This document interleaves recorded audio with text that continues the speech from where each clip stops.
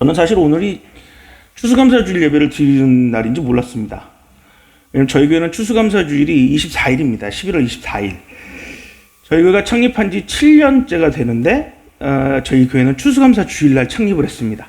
그래서 저희 교회는 추수감사주일을 안 지키고 교회 창립 예배를 지킵니다. 창립주일을 지켜요. 그래서 7년 동안 추수감사주일을 정상적으로 해본 적이 별로 없어요. 여기 와서 보니까 지금 먹을 게 너무 많잖아요.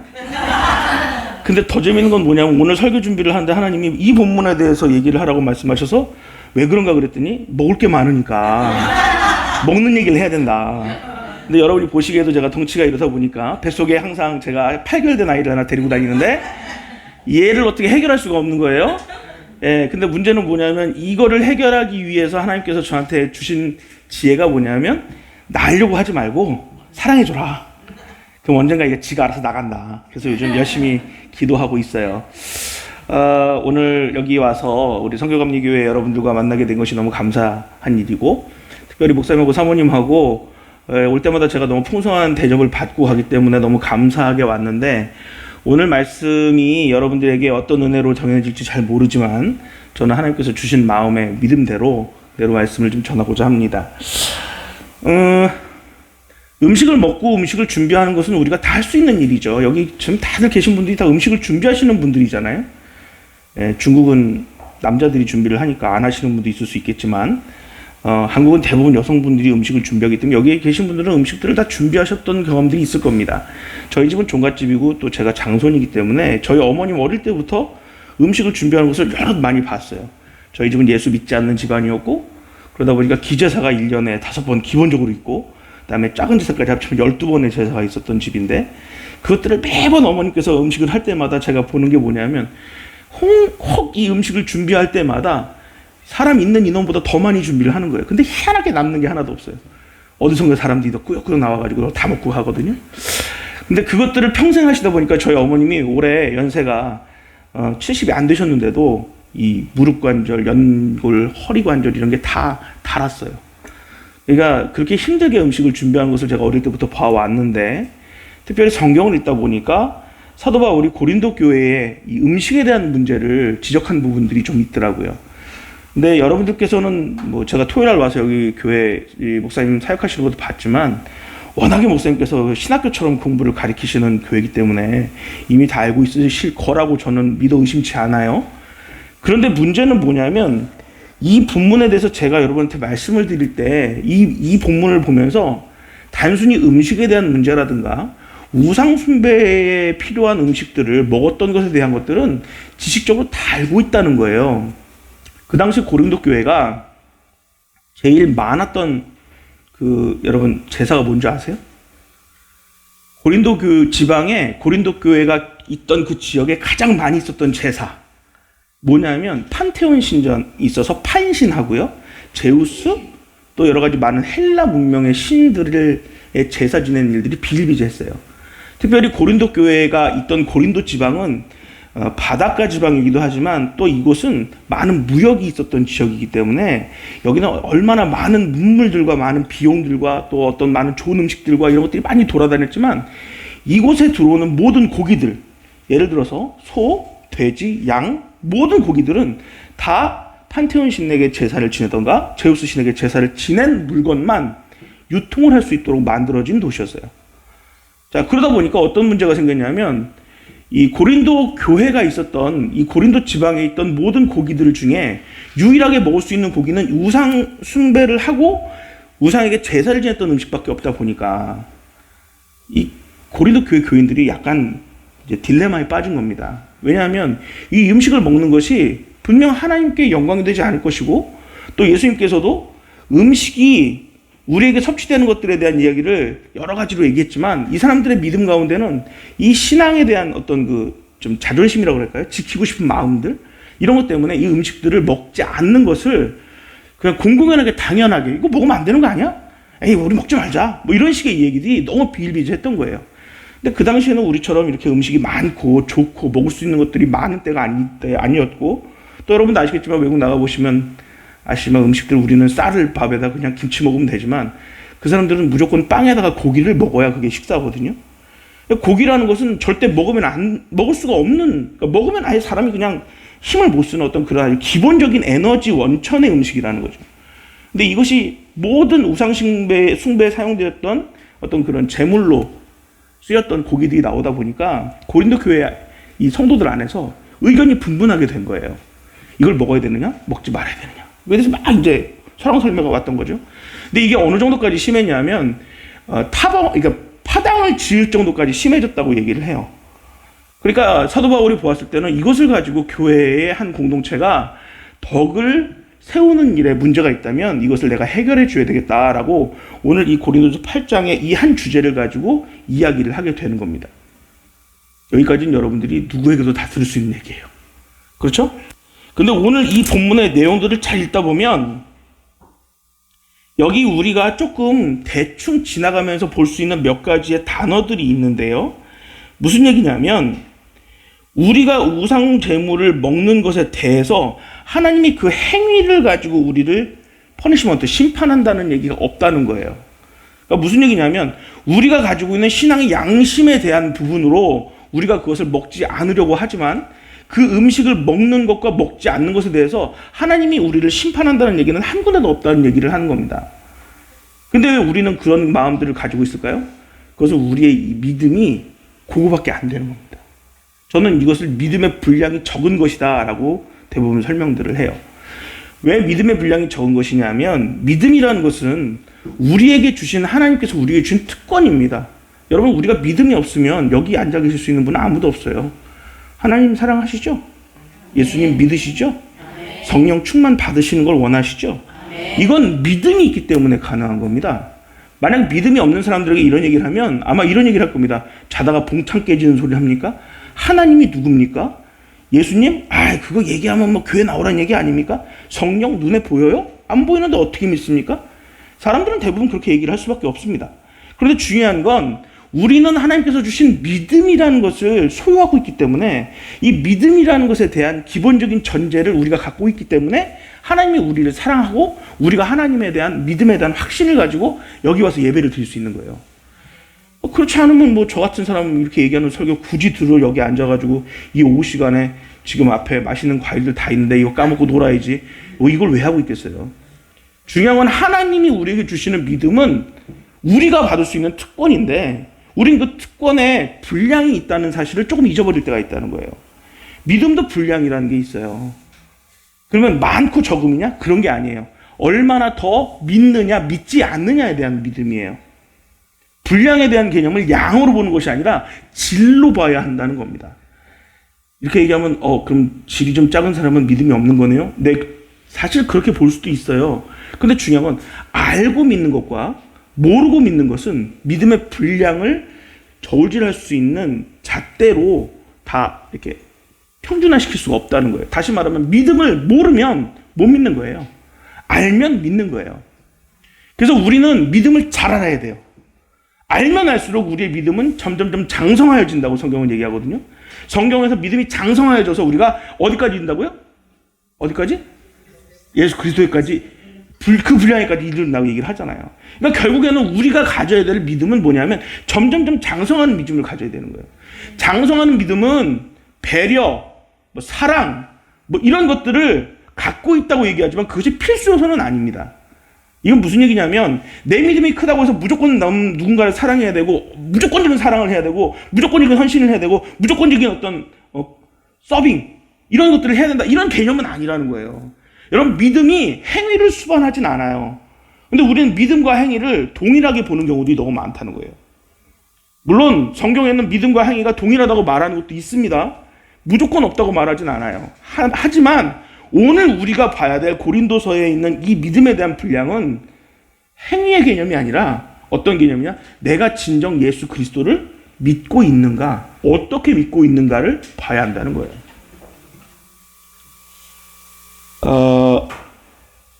여러분 믿음이라는 단어가 영어로 faith거든요. faith, F-A-I-T-H. 하나님이 저한테 주셨던 몇 가지의 그 단어들에 대한 해석 방법을 좀 제가 설명을 좀 하고 싶은데 이 faith라고 하는 믿음이라는 단어가 저한테 하나님이 주신 두 가지의 유사 단어를 갖다 붙여서 저한테 설명을 해주신 거예요. 너는 믿음이 뭐라고 생각하느냐라고 저에게 주시는 그 마음에 믿음은 제가 하나님 믿는 거 아니겠습니까? 라고 대답을 했을 때 하나님 저한테 얘기하셨던 이야기가 있었어요. 뭐냐면 face라고 하는 단어와 얼굴을 얘기하는 face라는 단어가 발음이 같다는 거예요. 무슨 얘기일까요? 믿음은 하나님과 내 얼굴을 서로 맞대고 보는 거예요. 내가 믿음이 있으면 있을수록, 믿음이 더 상성에 분량에 올라가면 올라갈수록 나는 하나님과 나의 얼굴을 서로 맞댈 수 있는 사람이 되는 겁니다. 여러분, 기도할 때 우리가 머리를 숙여서 땅바닥에 고개를 숙이고 기도를 하지만 사실은 제일 큰 기도가 어떤 기도인지 아세요? 하늘을 향해 머리를 들고 손을 들고 하는 기도가 제일 큰 기도입니다. 그 기도를 뭐라고 해요? 사실 이게 시브리인들이나 유대인들이 제일 많이 하던 기도거든요, 이게. 여러분, 구약성경이나 아니면 신약성경 초반에 보면 대제사장들이 자신들의 죄를 회개하거나 어떤 큰 문제가 생겼을 때 회를 몸에다가 덮고 못을 찢고 기도를 하잖아요. 그때 회를 몸에다 벗고 찢을 때 하늘을 향해 머리를 들고 손을 들고 기도를 합니다. 이게 무슨 얘기냐면 하나님 나의 낯을 봐주십시오라고 하는 기도예요. 그래서 사실 저는 여러분들이 혹시라도 교회 와서 기도를 하실 때 뭐 선교교회가 어떻게 할지는 잘 모르지만 혹시라도 여러분이 개인적으로 기도하실 때 정말 하나님의 얼굴을 보고 싶으시다면 절대로 얼굴을 숙이고 기도하지 마십시오. 하늘을 향해 머리를 들고 손을 들고 기도하시면 하나님이 여러분의 얼굴과 하나님의 얼굴을 맞대주시는 그때가 있어요. 그것이 우리의 믿음이고 그것이 하나님이 우리에게 주시는 하나님과 나와의 커뮤니케이션, 교통관계가 되는 겁니다. 또 하나는 fate라고 하는 단어입니다. fate라고 하는 영문 단어는 직면하다, 맞닥뜨리다 뭐 이런 뜻의 의미를 가지고 있대요. 그리고 다시 말하면 믿음은 내가 어떤 상황이 딱 이르렀을 때 하나님을 바라볼 것인가 아니면 그 사건을 바라볼 거에 대한 어떤 그 상황을 맞닥뜨리는 상태라는 거예요. 여러분은 어떤 문제가 생기면 하나님을 보십니까? 문제를 보십니까? 말 잘해야 되겠죠? 네, 왜냐하면 하나님 본다고 말하자니 안 그렇고 상황을 보자 그러자니 믿음이 없다고 그럴 것 같고, 그렇죠? 근데 우리는 다 상황을 봐요. 그럴 수밖에 없게 만들었어요. 왜냐하면 우리의 눈이 항상 하나님을 향하고 있지 않기 때문에 그렇습니다. 여러분이 하나님의 눈을 날마다 향하고 있다면 우리는 문제 때문에 걱정할 필요가 없어요. 제가 오늘 교회에 딱 들어오자마자 여러분들이 깔깔깔 떠들고 웃고 막 서로 얘기하고 교제하는 모습을 보면서 무슨 생각을 했냐면 우리 교회에서는 볼 수 없는 상황이에요. 이상하시죠? 왜 그러냐면 우리 교회는 성도가 없어요. 우리 교회는 모이는 사람들이 다 목사, 전도사, 신학생들이에요. 저희 교회가 한 12~13명이 모여서 예배를 드리는데 다 목사, 전도사, 신학생이에요. 진짜로 거기에 평신도가 구주 하나 있다 그러면은 지금 호주에 가기 싫은 호주에 억지로 가가지고 인터넷으로 예배 드리는 어머니, 그러니까 애 둘을 딸린 엄마 하나 있는 그게 유일한데, 그분이 한 분 유일한데 나머지는 다 신학생이고 후보생들이고 목사들이고 선교사들이고 다 그렇습니다. 그분들은 여기 교회에서 이렇게 여러분들 모여갖고 막 깔깔깔 떠들면서 이거 안 해요. 제가 강대상에서 막 얘기하면 그저서 아멘 한번 하고 오늘은 날 잡아 잡수 그러고 앉아있고, 오늘 점심도 오늘 예배가 좀 일찍 끝났는데 점심을 먹고 가서 제가 살짝 좀 먹었는데 한 사람도 내 옆에서 밥을 안 먹어요. 왜 그러냐면 겁나거든.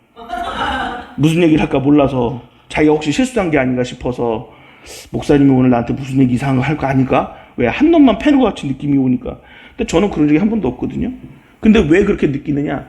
내가 목회자이고 내가 사역자이고 내가 하나님의 부르심을 받는 사명자인데 사명자 역할을 감당하지 못하는 거예요. 그것을 잘 이해하지 못하고 잘 설명하지 못하고 거기서 자유함을 누리지 못하니까 여기 와서 여러분들처럼 뛰어다니고 놀고 이게 안 되는 거예요. 근데 요즘은 그래도 많이 바뀌었어요. 그래도 요즘은 제가 예배 시간에 얘기를 하면 막 웃기도 하고, 근데 제가 강대상에서 하는 말 중에 제일 많이 하는 말 중에 하나가 그게요. 능력은 많은데 쓸 놈은 하나도 없다. 근데 지금 이 세대의 목회자가 그런 사람들이 너무 많아요.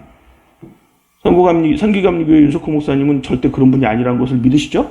네. 능력도 많으시고 쓸 때도 많으신 분입니다. 그래서 사실 그렇게 막 선교를 하고 하나님께서 부르심에 합당하게 사역을 하시는 겁니다. 근데 여러분 나가보세요. 오늘도 택시 운전하는 목사들이 분명히 있고요.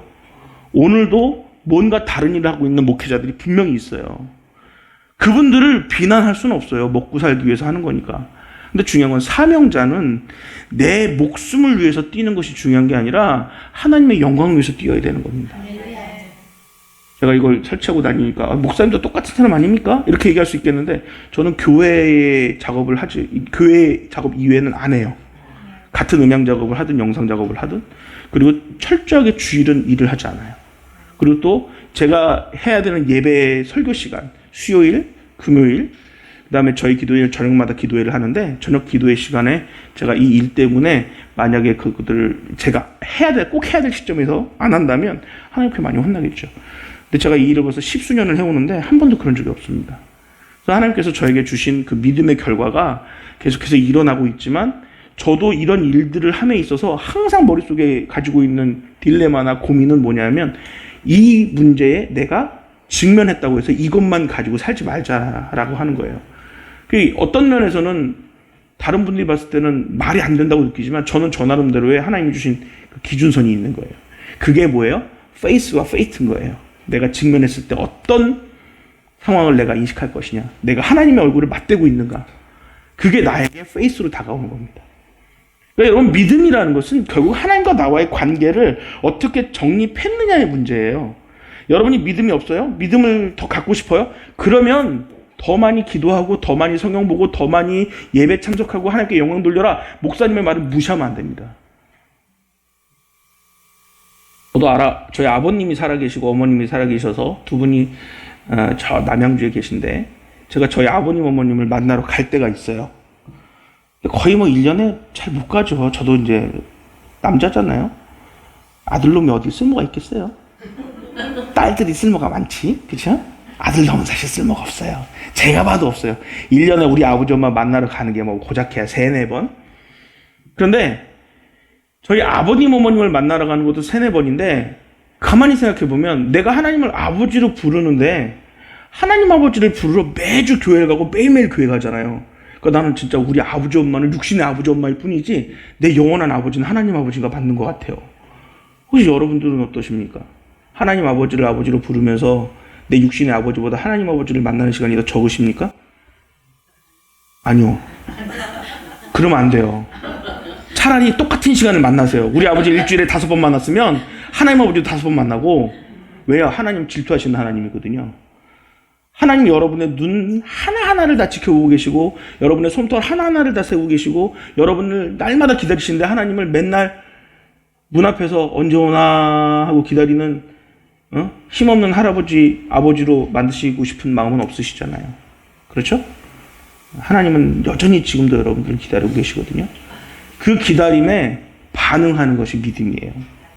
그러니까 우리가 믿음을 자꾸 성장시킨다는 것은 예배를 통해서, 말씀을 통해서, 기도를 통해서 가능합니다.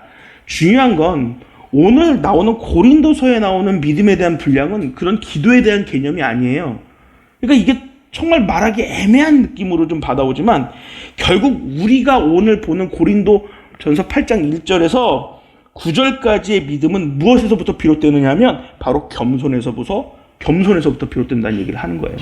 그래서 여러분, 믿음은 하나로 뭐가 이렇게 완성되어지고 뭐가 계속 이렇게 구성되어지고 움직여지는 게 아닌 거예요.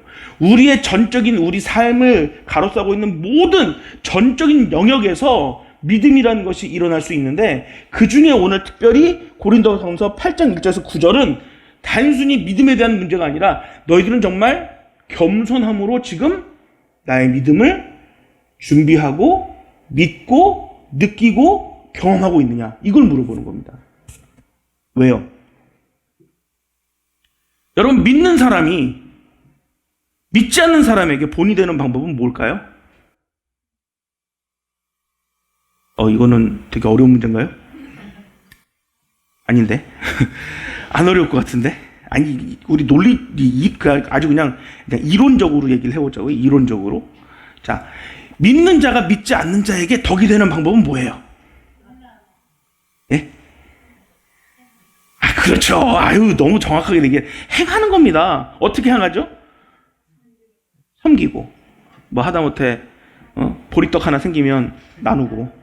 시루떡 누가 줬는데 내가 먹어야 되는데 옆에 있는 사람이 예수도 안 믿는데 저 사람 옛날부터 기도했던 사람인데 오늘 배고파해. 그러면 내가 먹어야 될 떡이지만 나눠주고 집에 가면서 입을 쩝쩝쩝 다시면 하나님이 집에 다른 사람을 통해서 시루떡을 보내주기도 하고 이런 경험을 하잖아요. 그렇죠? 네. 저는 시루떡을 별로 안 좋아해요. 저는 뱃설기를 좋아해요. 그래서 시루떡 얘기를 막 하는 거예요. 근데 여러분 생각해 보세요. 믿는 자가 믿지 않는 자를 위해서 덕을 끼칠 때 그런 행함으로 하잖아요. 근데 이 행함에 내 마음이 들어가는 행함과 내 마음의 진실함이 들어가지 않는 행함은 분명히 차이가 있을 거예요. 그렇죠? 자, 제가 오늘 여기서 여러분들하고 이렇게 얘기를 하는데 제가 여러분들을 사랑하거나 뭐 기뻐하거나 좋아하거나 이런 감정이 없어. 왜 나를 이런 데 불러가지고 나를 이렇게 설교를 힘들게 만드는 거야. 윤석호 목사님 가만두지 않겠어. 이런 마음을 가지고 내가 올라왔으면 여러분들한테 설교할 때 웃으면서 하겠어요? 사람이 인생을 살다 보면 이렇게도 살고 저렇게도 사는 겁니다. 응? 뭘 그런 걸 갖고 따지고 듭니까? 이렇게 얘기하고 끝날 수도 있는 거예요. 그렇잖아요. 근데 그 마음에는 이 이야기와 얼굴과 대화와 어떤 모습 안에는 제 감정이라는 것이 들어가 있고 제가 가지고 있는 생각이 들어있는 거예요. 저 사람은 과연 나를 어떻게 생각할까? 저 사람은 나를 과연 어떻게 생각할까? 저는 지금 되게 궁금해요. 여러분이 저를 어떻게 생각할지. 저 이상한 사람이라고 생각할 수도 있고 도대체 뭔 얘기를 하는 거야? 이렇게 생각할 수도 있겠지만 여러분을 하나님께서 생각하는 것만큼 저도 여러분들을 생각하는 것과 여러분이 저를 생각하는 것이 하나님의 생각의 분량만큼 이루지 못한다는 거예요. 무슨 얘기냐면 우리가 무슨 문제가 생겼을 때 내가 그 사람에게 내 감정을 드러내지 않으려고 발버둥을 쳐도 결국 내 감정은 드러나게 돼 있어요. 예수 믿는 사람들끼리 싸우면 누가 이기죠? 야, 이거 되게 무서운 얘기죠. 내가 다시 한번 물어봐야지. 자, A라는 사람이 예수를 잘 믿습니다. B라는 사람도 예수를 잘 믿습니다. 둘이 어떤 한 문제를 가지고 지금 이제 서로 설왕설래하는 상황이 됐어요. 딱 붙었어. 그리고 그럽니다. A라는 사람이 내가 기도를 했는데 응답 받았어. 하나님이 내가 맞대. 그랬더니 B가 무슨 소리야? 나도 어저께 기도했는데 하나님 내가 맞대. 네가 잘못된 거야. 네가 받은 영이 잘못이야. 네가 받은 영이 잘못이야. 서로 막 싸웁니다. 누가 이겨요? 목소리 큰 사람이. 야, 권사님이세요? 집사님이세요? 목사님이세요? 전사님이세요? 예? 야, 제일 지혜로우시네. 예, 목소리 큰 사람이 이기죠. 근데 주님 안에서는 목소리 큰 사람이 이기는 게 아니라 양쪽 다 이기는 거예요. 왜 다 이기는 거냐? 하나님은 양쪽에 동일한 응답을 줬어요. 뭐라고? 나를 사랑하는 자가 이길 것이다. 자기가 제일 사랑한다고 생각하는 거야. 이쪽도 자기가 제일 사랑한다고 생각하는 거야. 하나님은 분명히 사랑하는 사람이 이긴다고 얘기했어. 양쪽 다 자기가 사랑한다고 싸우니까 하나님은 양쪽 다 응답 준 거예요. 누가 이긴 거예요? 아무도 이긴 사람이 없는 거예요. 근데 맨날 예수 믿는 사람들끼리 뭐라고 그랬어요? 내가 한 게 맞다는 거야. 내가 한 게 맞다는 거야. 그럼 나중에 하나님 앞에 가면 하나님 내가 한 게 맞죠? 내가 언제 너한테 그런 응답을 줬냐? 왜? 하나님의 응답을 자기 마음대로 해석하는 겁니다. 자, 요즘 뭐 정치적인 얘기를 저는 잘 안 하는 사람이지만 요즘 광화문에서 집회를 해요. 우리 교회 바로 옆이라 너무 시끄러워요. 아주 미치겠어요. 근데 우리만 그런 게 아니더라고 보니까 여기도 가까운 곳에서 또 집회를 해요. 그렇죠? 여기도 오는 길이 거기 때문에 막히는 경우가 간혹 있겠더라고 보니까. 자, 그러면 양쪽이 지금 서로 다른 진영으로 싸우고 있는데 자, 거기에 그리스도인들이 있어요, 없어요? 있어요. 양쪽 다 있어요. 한쪽에는 어떤 목사님 나가가지고 내가 이런 얘기 했더니 방송에만 나가게 하더니라. 우리 교단 목사님 지랄을 떨었어. 진짜 지랄 떨었어. 그때 한쪽에서는 우리 기독교인들 중에도 이런 사람만 다니는 게 아닌 것을 보여주기 위해 나왔습니다. 어떤 목사가 그러고 나왔어. 그러면 둘 중에 누가 하나님 말에 정확하게 반응하고 누가 하나님의 명령을 전하는 사자입니까? 똑같은 사람이에요. 둘 다 하나님의 명령을 전하는 사자가 맞아요. 그런데 중요한 건 해석 방법에 문제가 있는 거예요. 뭐가 빠진 거예요? 겸손이 빠진 거예요. 사랑이 아니에요. 겸손이 빠진 거예요. 왜 겸손이 빠졌느냐? 겸손하다면 내가 지금 여기 나와서 말할 수 있는 것조차도 내가 잘못한 것이기 때문에 회개하자는 얘기가 먼저 나와야 되는 거예요. 여러분, 크리스찬이라면, 예수를 믿는 사람들이라면 우리 안에 사랑이 없어서 그런 일이 일어나는 게 아니에요. 우리는 엄청난 사랑의 원조탄들을 갖고 있어요. 누구든지 만나면 불쌍하면 눈물부터 흘리잖아. 나를 딱 만나니까 얼마나 불쌍해 보여요. 그쵸? 양복을 입고 있으니까 너무 힘들다 그러니까 벗으라고 여러분이 얼마나 이렇게 사랑을 줬어 나한테. 그렇잖아요. 근데 문제는 여러분이 사랑이 없어서 그렇게 싸웁니까? 아니에요. 겸손하지 않은 거예요. 낮아지기 싫은 거예요. 나는 절대로 손해보기 싫은 거예요. 너는 손해보라는 거지. 나는 손해 안 보겠다는 거예요. 왜? 나는 하나님 사랑하니까. 그럼 상대방은 나 몰라. 하나님 나 사랑한다 그랬어. 상대방이 지랄하네. 나도 하나님 사랑한다 그러는데. 목사님 죄송합니다. 강단에서 자꾸 이상한 욕 같은 얘기가 나오는데 제가 원래 약간 좀 말이 좀 걷습니다. 보세요. 제가 오늘 이 본문을 읽으면서 여러분들에게 계속 얘기했잖아요. 오늘 얘기하는 믿음에 대한 것은 겸손이다. 겸손이 결국에는 하나님께서 우리에게 바라시는 가장 기본적인 믿음의 덕목인 거예요. 왜요? 왜 그런 줄 아세요? 여기 뭐라고 써 있어요? 7절 한번 봅시다. 7절. 그러나 이 지식은 모든 사람에게 있는 것이 아니래요. 이 지식이 무슨 지식이냐면요. 예수 그리스도에 대한 지식이에요. 그래서 예수 그리스도 6절에 나옵니다. 보세요. 만물이 그에게서 났고 중간입니다. 우리도 그를 위하여 있고 또한 한 주 예수 그리스도께서 계시니 만물이 그로 말미암고 우리도 그로 말미암아 있느니라. 다시 말하면 우리는 예수 그리스도 때문에 생긴 거고 예수 그리스도 때문에 있는 거예요. 이 지식을 아무나 알 수 있는 게 아니라고. 이거는 믿음을 가진 사람만이 알 수 있고 성령을 경험한 사람만 알 수 있는 얘기인데 이것을 우리가 받았는데도 어떻게 해요? 7절 보세요. 중간에 그러나 이 지식은 모든 사람이 있는 것은 아니므로 어떤 이들은 지금까지 우상에 대한 습관이 있어 우상의 첨을 알고 먹는 거로 그들의 양심이 약해지고 더러워지느니라. 하나님을 알고 하나님을 믿는다고 하면서도 옛날에 그 습관을 버리지 못하고 내가 예전에 했던 거는 하나님이 당연히 나를 그냥 이해해 주겠지라고 하는 겸손 빠진 교만이 그 안에 들어있다는 얘기예요. 내가 하면 별 문제가 없어. 네가 하면 안 되는 거야. 하나님이 정말 그럴까요? 제가 아는 하나님은 그렇지 않더라고요. 정말 잘못된 거면 너부터 고쳐라 그 얘기 하시더라고요. 너부터 고쳐라.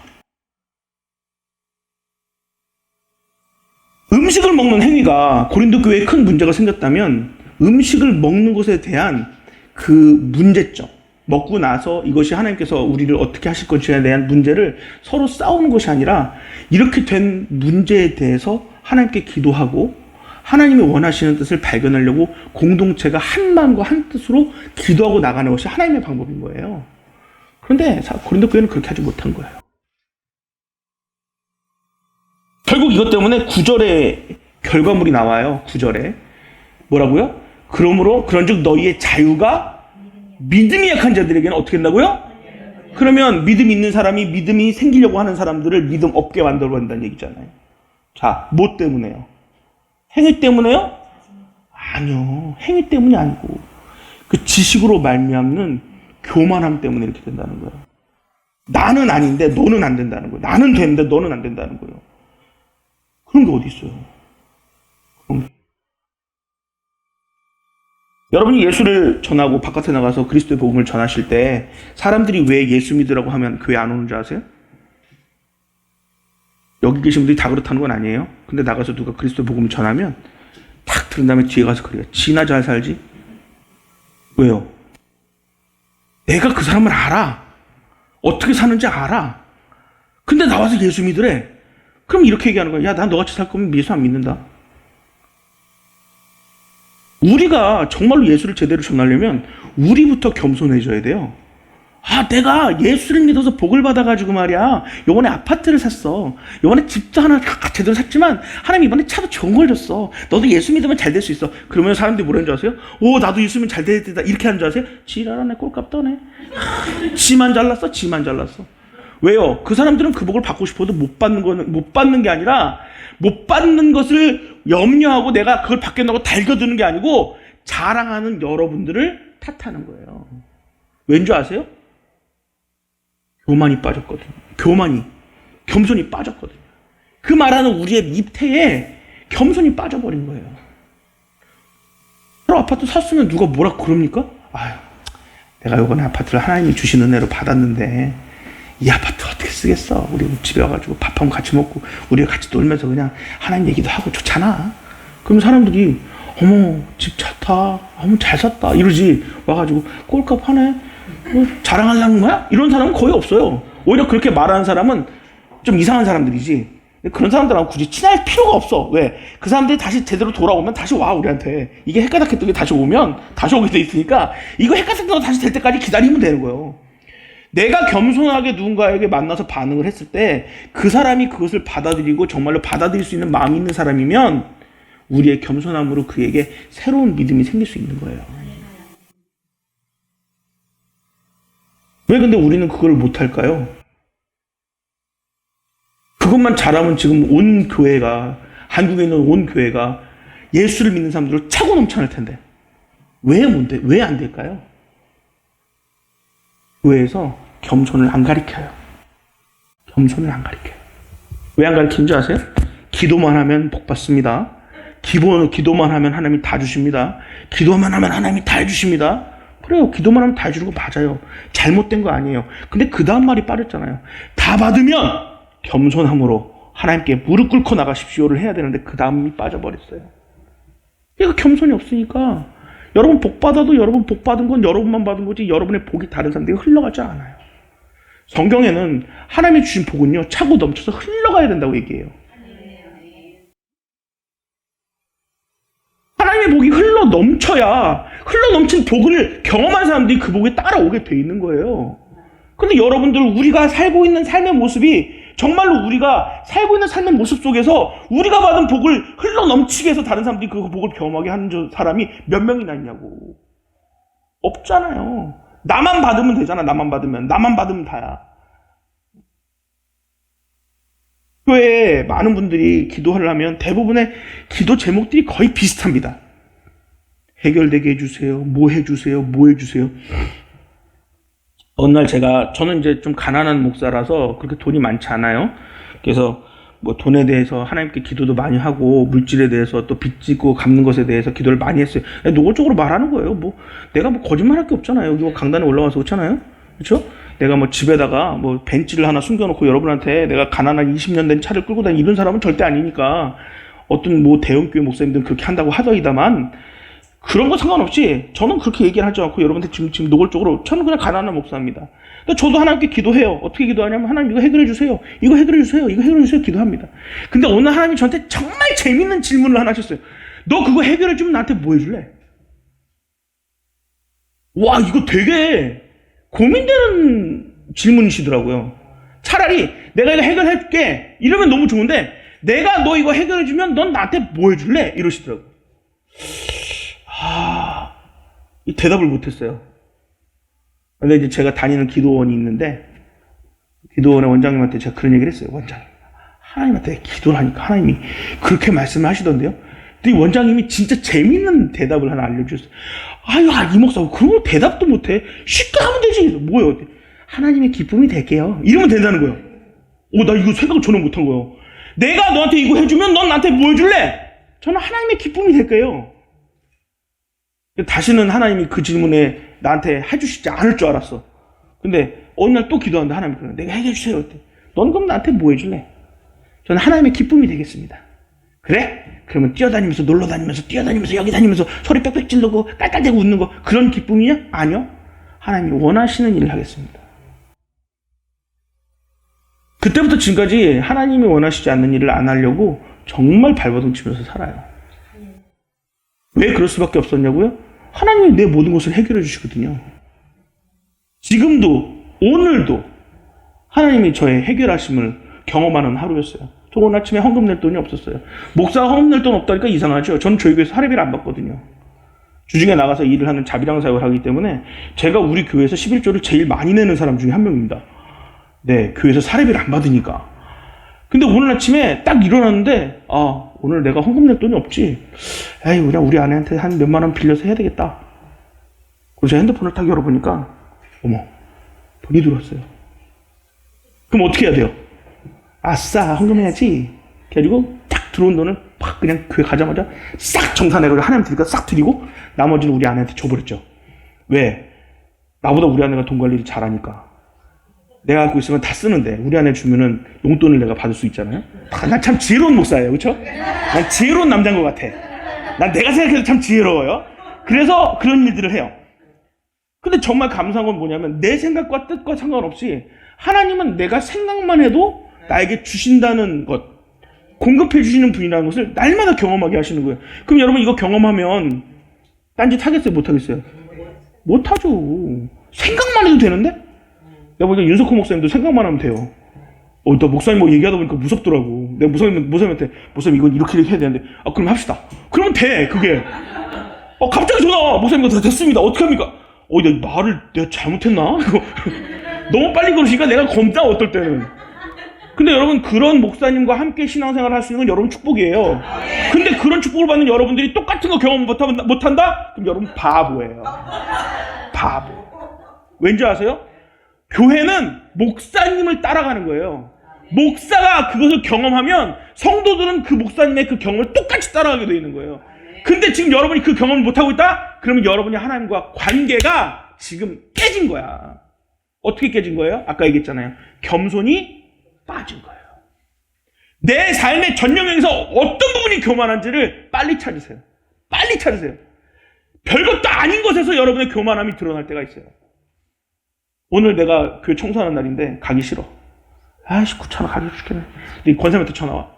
이 집사님 오늘 청소하는 날인데 올 거지? 아 제가요 오늘 일이 있어가지고요. 아 다음 주에 할게요. 다 끊었어. 여러분 이거 게으른 건지 아시죠? 아니에요. 교만한 거예요 이게. 왜요? 순종하지 않았잖아요. 내가 해야 될 일을 순종하지 않았잖아요. 이거 교만한 거예요. 다음 주에 나간다고요? 다음 주에 나간다는 보장이 있을까요? 다음 주도 나가지 않을 텐데? 왜? 한 주 안 나갔더니 좋거든. 친구들 만나서 커피 마시고 멍멍이 대고 돌아다니면서 행복하거든. 다음 주도 안 하고 그런 거야. 그럼 또 권사님 전화와. 일사 오늘은 갈 거지? 아 오늘은요 시댁에 일이 있어요. 뻥치고 있네. 시댁에 무슨 일이 있어? 아무것도 없는데 뻥치고 말이야. 응? 그 뻥치고 있네요 진짜로. 왜? 근데 중요한 건 여러분 왜 그렇게 하는지 아십니까? 하나님이 눈동자같이 지켜보고 있다는 걸 잊어버리는 거예요. 불꽃 같은 눈동자로 우리를 지켜보시는 하나님이 있다는 사실을 잊어버리는 거예요. 여러분이 땅바닥에서 버둥버둥 개두고 집에서 안방에서 버둥거리고 테레비에서 거실에서 테레비 보면서 오늘은 뭐하고 놀까 발가락을 까딱까딱해도 하나님은 여러분을 지켜보면서 얘야 발가락을 까딱거리지 말고 일어나서 어떻게 교회를 좀 가면 안 되겠니? 근데 그건 안 들어. 왜 안 듣는지 아세요? 듣기 싫거든. 우리 교회에 훈련받는 목사 한 명 있어요. 얼마 전에 안수를 받았는데 그 목사 참 재밌어요. 자기한테 듣기 싫은 말, 자기가 듣기 싫은 말은 안 들어요. 내가 얘기를 하고 있는데 안 들어. 목사님 그거 아시죠? 이게 상당방을 얘기하고 있는데 듣기 싫으면 눈빛이 갑자기 이상해지면서 아무 말도 안 듣고 있는 것 때문에 느껴지는. 야 노골적으로 그러는 노골적으로 나이도 나보다 6살이나 어린 놈이 이걸 뒤통수를 빡 때려가지고 정신을 차리게 해야 되는데 내가 하나님께 저걸 어떻게 뒤통수에서 정신을 차리게 할까요? 그랬더니 하나님이 그럼 냅두라는 거야. 언젠가 내가 그걸 건들 날이 있다는 거야. 어제 토요일이잖아요. 우리 기도회 저녁 때 기도회를 하거든요. 요즘 마가복음 기도회를 하는데 마가복음 7장 갖고 완전 조져버리는 거야 하나님이. 오늘 아침에 다 오더니 목사님 제가 앞으로 목사님 말을 잘 듣겠습니다. 제가 듣기 싫은 말도 이제 듣고 순종하겠습니다. 그러면 사랑으로 감싸 안아줘야 돼요? 뒤통수를 때려야 돼요? 그럼 사랑 감싸 안아줘야지. 이제는 돌아왔잖아. 그렇죠? 우리가 그런 사람들이라는 거예요. 목사라고 여러분 완벽한 줄 아세요? 아니에요. 완벽한 목사를 만나신 것을 감사하시기 바래요. 누구라고 얘기 안 해도 다 아시죠? 완벽한 목사를 만나신 것에 감사하시라고? 네. 저 같은 목사 안 만난 걸 감사하게 생각하셔야 돼요. 저 같은 목사 만났으면 여러분들 끝났어. 다음 주부터 교회 안 나올 수도 있어. 너무 세게 말하면 목사님 왜 나한테 목사님 나 싫은 거야? 막 이러면서 내가 오늘 여러분들 이름을 모르니까 지금 이러고 하는 거지 알았으면 끝나는 거예요 그냥. 지금 문제가 심각해지는 건데 지금 오늘 이게 너무 행복하게 하나님이 해주시는 겁니다. 믿음은요 결국엔 하나님과 나와의 관계가 가장 중요한 거예요. 고린도서에 있는 이 모든 사도 바울이 고린도 교회에 하는 모든 이 편지 내용은 모두 다 그 안에 믿음이 들어있어요. 근데 이 믿음이 어떤 부분에 가장 많이 들어있느냐? 사실 고린도 교회의 믿음의 이 편지는 겸손에 대한 개념이 제일 많이 들어있어요. 왜 그런지 아세요? 분쟁은 겸손이 빠질 때부터 시작되는 거예요. 사랑이 아니에요. 사랑은 누구든지 다 갖고 있다니까? 겸손이 빠지면 사랑이 없는 것처럼 보이는 거예요. 내가 아니고 너는 무조건 죄냐! 라고 말하는 거예요. 겸손하면 그렇게 말할 수 없어요. 옆에 계신 분 얼굴을 쳐다보시면 상당히 겸손해 보이시죠? 한번 보세요. 겸손해 보이시죠? 네. 선교 감리교회에는 그런 사람이 없기 때문에 제가 오늘 이런 설교를 하는 거예요. 있어봐요. 지금 여기 듣다 말고 막 도망쳐 나가야 돼. 듣기 싫어 죽겠네. 저 목사 이상한 얘기 한다고 막 그러고. 여러분 안 도망 나갔으니까 여기는 한 명도 없는 겁니다. 근데 혹시라도 여러분이 이 말씀을 들으면서 여러분 마음 가운데 조금이라도 찔림이 있다면 거를 목사님한테 가서 무슨 뭐 석고 대제 이런 걸 하라는 게 아니라 그냥 하나님 앞에 눈을 다 감고 하나님 내가 이런 부분에서는 좀 교만했네요. 내가 이거 안 하게 해주세요. 하면 하나님이 다 풀어줘. 지금 문제가 안 풀려요? 안 풀려? 에이 왜 안 풀려요? 회개만 안 풀리는데.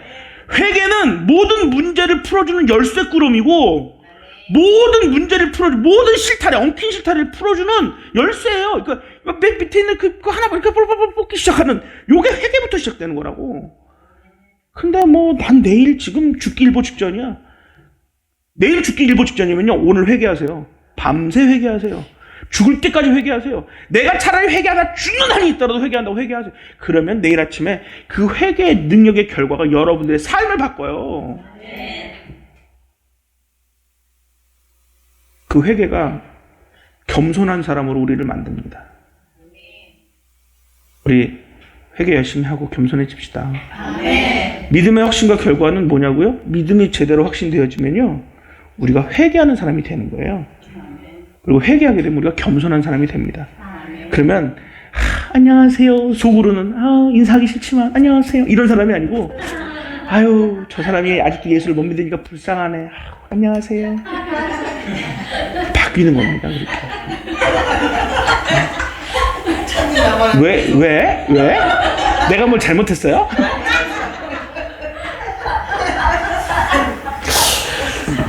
제가 뭐 그냥 우스갯소리 같지만 팁을 좀 하나 알려드리면 제가 기도원 다닌 시간이 한 15, 16년 돼요.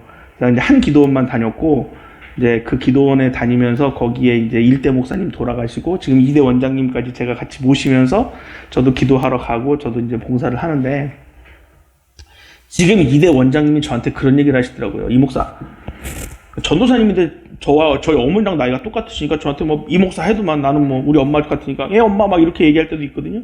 근데 그래요. 이 목사 교회가 부흥하려면 말이야 교회에 이상한 사람들이 많이 와. 그래요? 어떤 사람이요? 어떤 사람은 와서 목욕하고 간다? 목욕하고 간대요. 목욕하고 미친 여자죠. 사실 엄밀히 따지면 여자가 교회 와서 목욕을 하고 간대. 그래서 그래요? 이상하네. 근데 그런 사람을 대접을 잘하잖아? 그러면 그 사람은 안 오고 다른 사람들이 온다는 거야.